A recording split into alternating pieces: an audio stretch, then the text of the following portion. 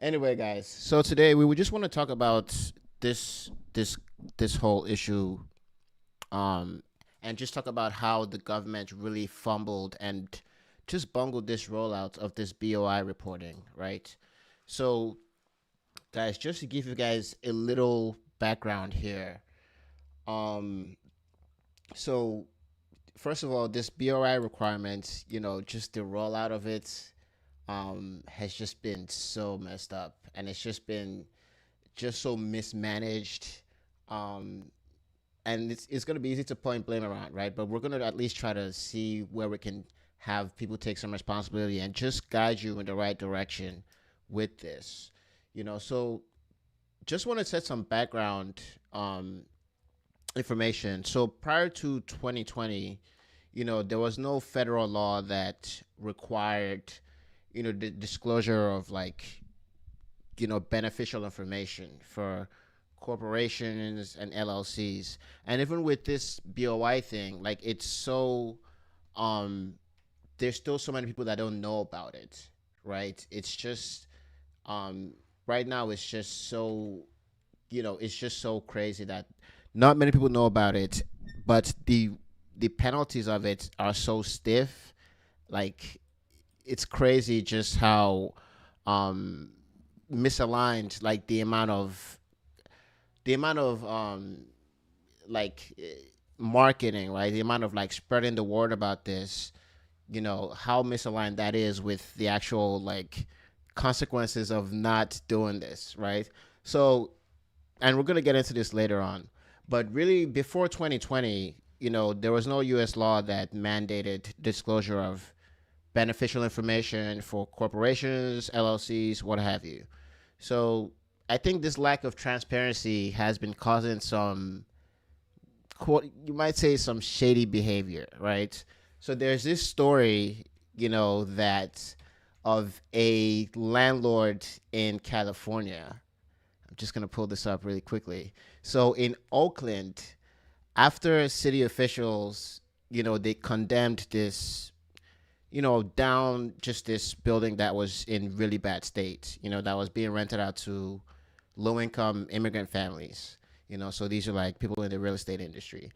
Um, they say the city attorney's office spent more than a year investigating and combing through hundreds of city code enforcement records to find the owners of the building. Okay, now that's wild. And in that case, I do see, like, when I hear a story like that, right? I do see why something like that, there is a need for it, or at least just a little bit more transparency as to who owns what. So it says the city eventually found and successfully sued the landlords who own more than 130 properties in the city through a network of LLCs and corporations. Now, if you own 130 properties in a city, you're not just going to have one entity, right? It's expected that you're going to have some sort of network of entities to hold all that together. So I really don't think that that's, you know, like some kind of crazy out of the ballpark scenario, right? So, but I do get, just the um I do get the fact that, from a law enforcement perspective, the that opaqueness, right? The non-transparency of, who owns what entity and what, who's actually benefiting from what. I could see that, as a problem. And I could also see it as being, especially in California, it looks like this is a big issue, right? A opportunity for, for fraud, for money laundering, for all kinds of, potentially shady kind of activities and illegal activities, right? I think, which is also why this is being brought up here. And I don't have an issue with that. I think my issue has been, it's on multiple fronts. I think really my main issue has been just with the marketing and, how they've kind of rolled this out, because and let's go into, to with the BOI. Let's just quickly just kind of go into what it is. So really, it's this new law that, went into effect in it's requiring um certain entities to report information on their beneficial owners to the Financial Crimes Enforcement Network, which is part of the U.S. Treasury. So they began accepting submissions on January 1st, right? The portal is open. Um, and really, if you have an existing entity, which means it was formed after January 1st, sorry, it was formed before January 1st. So if you have an existing entity that was formed before January 1st, 2024, you're required to file this pretty much before the end of the year, right? So another 6 weeks or so. Now, if you have a new entity which was formed after, which was pretty much formed this year, you have a 90-day window. So if you haven't filed that already and you formed an entity this year, then you're pretty much out of compliance. Now, here's the crazy part, and where I'm talking about the misalignment between the punishment and spreading the word, right? So non-compliance with this can result in civil fines of up to $500 a day in case of willful violations. Now, what's a willful violation? You know, I think I'm guessing that is you knowingly knowing what the rule is and just not doing it.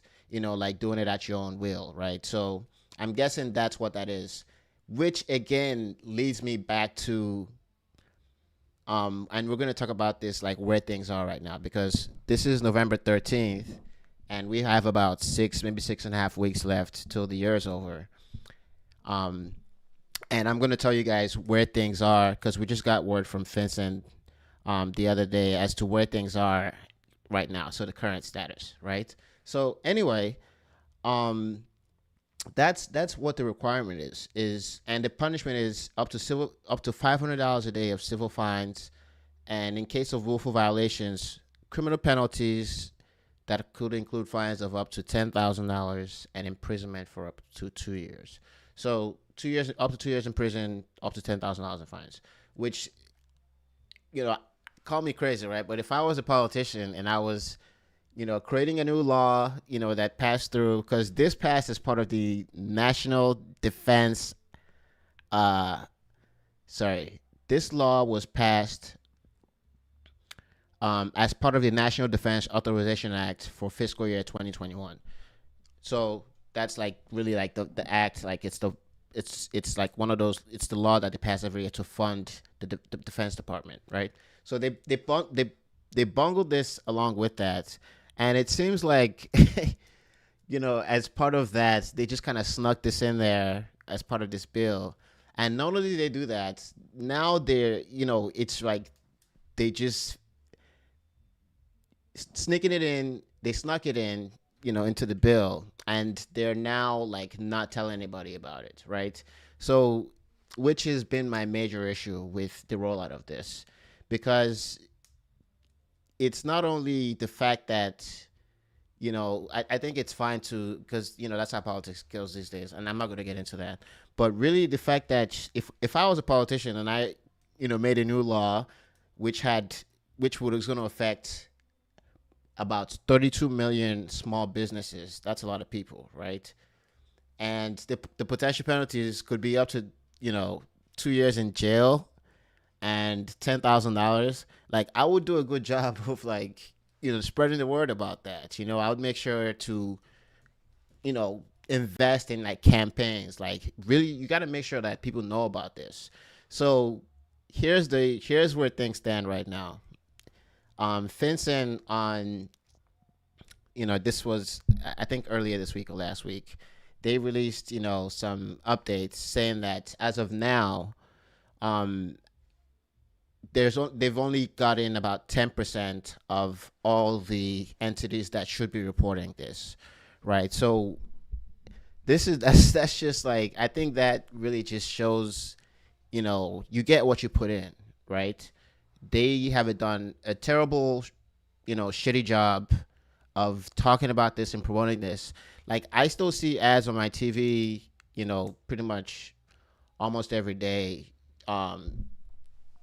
that talk about, I still see ads on my TV that talk about, you know, I see ads that come on my TV now, right? That talk about the, sign up for the health, open enrollment. You know, Obamacare came out, I mean, rolled out like years ago. We're talking about here. And I still see ads for open enrollment every year around this time. Like, I will see the ads on TV. But yet, we can't set aside like something to notify people of something that potentially could put you in jail, right? If you don't like follow the rules. So I just think it's so crazy. It's unexplainable. Um, and I get the reason for implementing it and going this way, but I think even the rollout is just been so bungled up. I think it could have been done much better.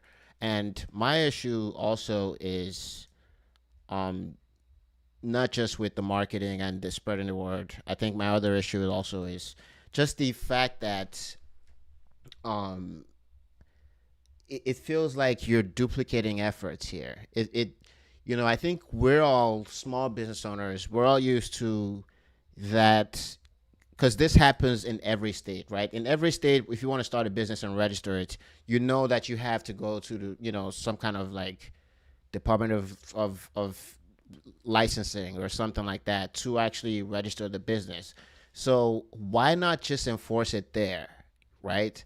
Make sure that it's because that's one of the issues right now is that a lot of states don't collect this information. That's okay. Make it mandatory that each state collects this as part of that collection when you're registering your company. Like that's already ingrained, into the process anyway. You have to register with your state treasurer or your state, business office, right? So just implement that into the system, collect that beneficial information there, and then share that with the feds or with whoever else you need to share that information with, right? I feel like that's a much more efficient way to do this, you know, than creating a whole new like step in the process that everybody now has to go through and putting like really steep penalties on that. And then on top of that, not really spreading the word about it. So that's just I feel like that's just wrong on so many levels. And just a few days ago, we got I think some members of Congress sent a letter to Vincent and the Treasury to ask them to delay this whole thing now for a year. Personally, I think that Trump, when he comes into office, I think he should pretty much shut this whole thing down and make it this be implemented at the state level. So I think the rules should be when you're registering with your business on the state level, you give this beneficial information to the state authorities there. Then we can have that bottom up information sharing. And I think that's the best way to go about this. Um, I think, the this the other thing that I would invest, we've talked about this already, but also like just invest in some actual marketing. And the Treasury has gone through this. Their marketing so far has been to rely on this network of advisors like accountants and lawyers and CPAs.